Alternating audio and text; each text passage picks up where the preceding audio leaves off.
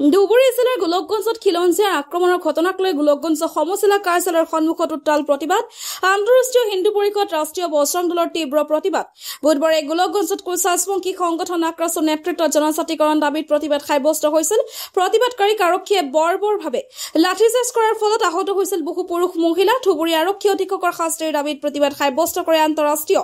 হিন্দু পৰিষদ ৰাষ্ট্ৰীয় বজৰং দলে আহত লোকসকলক ক্ষতিপূৰণ দিয়াৰ দাবী উত্থাপন কৰে ইতিমধ্যে ঘটনাৰ সৈতে জড়িত গোলকগঞ্জ থানাৰ ভাৰপ্ৰাপ্ত আৰক্ষী বিষয়াক নিলম্বন কৰিছে গোলকগঞ্জ সমজিলা আয়ুক্তৰ ওচৰতে মুখ্যমন্ত্ৰীৰ স্মাৰক পত্ৰ প্ৰেৰণ আন্তঃৰাষ্ট্ৰীয় হিন্দু পৰিষদ আৰু ৰাষ্ট্ৰীয় বজৰং দলৰ গোলকগঞ্জৰ পৰা তপনৰা report North East Frontier news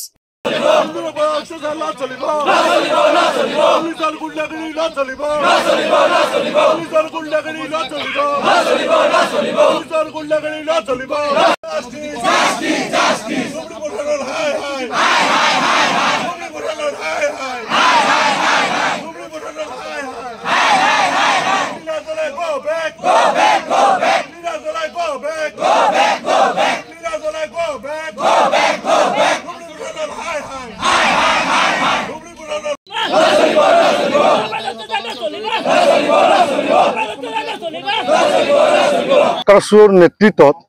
আমাৰ গোলকগঞ্জত এক প্ৰতিবাদী সমদল ওলাইছিল জোৰ সমদল আমি দেখিবলৈ পাইছো সেই জোৰ সমদলত পুলিচৰ যি বৰ্বৰ আক্ৰমণ নাৰীৰ পৰা আদি কৰি শিশু বাচ্চাকো তেওঁলোকে আক্ৰমণ কৰিছে বৃদ্ধ মহিলাকো আক্ৰমণ কৰিছে লগতে আক্ৰাছৰ যি নেতৃত্ব আছে তেওঁলোকৰ ওপৰত আক্ৰমণ কৰিছে সেই কাৰ্যক পুলিচৰ যি ঘৃণনীয় কাৰ্য এটা গৰিহণাযোগ্য এই কাৰ্যক আমি তীব্ৰ ভাষাৰে গৰিহণা দিছো লগতে আন্তঃৰাষ্ট্ৰীয় হিন্দু পৰিষদ ৰাষ্ট্ৰীয় বজৰং দলে যদি ধুবুৰী জিলাৰ এছপিৰ বিৰুদ্ধে অসমৰ মাননীয় মুখ্যমন্ত্ৰী মহোদয়ে ব্যৱস্থা নলয় আমি কিন্তু ইয়াতকৈ ভয়ানক গণতান্ত্ৰিক আন্দোলন কৰিবলৈ বাধ্য হ'ম আৰু সবতকৈ দুৰ্ভাগ্যৰ কথা আজি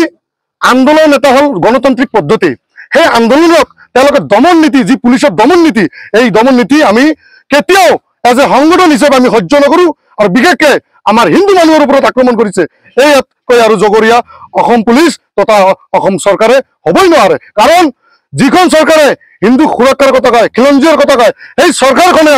আজি আমাৰ হিন্দু মানুহক কোচ ৰাজবংশী মানুহসকলক যি বৰ্বৰ আক্ৰমণ চলালে পুলিচ বাহিনীয়ে সেই বৰ্বৰ আক্ৰমণক আমি আন্তঃৰাষ্ট্ৰীয় হিন্দু পৰিষদে ৰাষ্ট্ৰীয় বজৰং দলে তীব্ৰ ভাষাৰে গৰিহণা দিছো লগতে আজি মাননীয় মুখ্যমন্ত্ৰীক আমি এক স্মাৰক পত্ৰ প্ৰেৰণ কৰিম যাতে এই আক্ৰমণৰ লগত জড়িত থকা যিসকল পুলিচ আছিল তেওঁলোকক দৃষ্টান্তমূলক শাস্তি দিয়াৰ লগতে তেওঁলোকক এটা কঠোৰ ব্যৱস্থাত আনি এটা তদন্তৰ এটা টিম ঘোষণা কৰি তেওঁলোকক এটা কঠোৰ শাস্তি দিব বুলি আমি আশা কৰিছো এজন আৰক্ষী বহিষ্কাৰ কৰিছে এজনক নিলম্বন কৰিছে চাওক ইয়াত এইটোৱে সবতকৈ দুৰ্ভাগ্যৰ কথা খালি তেওঁলোকে নিয়ম নাম মাত্ৰ খালি তেওঁলোকে ছাছপেণ্ড আৰু নিলম্বন কৰিলে নহ'ব কাৰণ ইয়াৰ লগত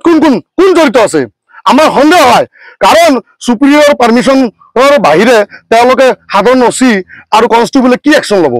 গতিকে ইয়াত সম্পূৰ্ণৰূপে আমি গম পাইছো ইয়াতে এছপি মহোদয়া জড়িত আছে গতিকে আমি অসম চৰকাৰক দাবী জনাইছো মাননীয় মুখ্যমন্ত্ৰীক দাবী জনাইছো অনতিপলমে এছপি মহোদয়ক নিলম্বন কৰি তেওঁক ট্ৰান্সফাৰ কৰিব লাগে অন্যথা আমি ৰাষ্ট্ৰীয় বজৰং দল আন্তঃৰাষ্ট্ৰীয় হিন্দু পৰিষদে ভয়ানক ইয়াতকৈ আন্দোলন গঢ়ি তুলিবলৈ বাধ্য হ'ম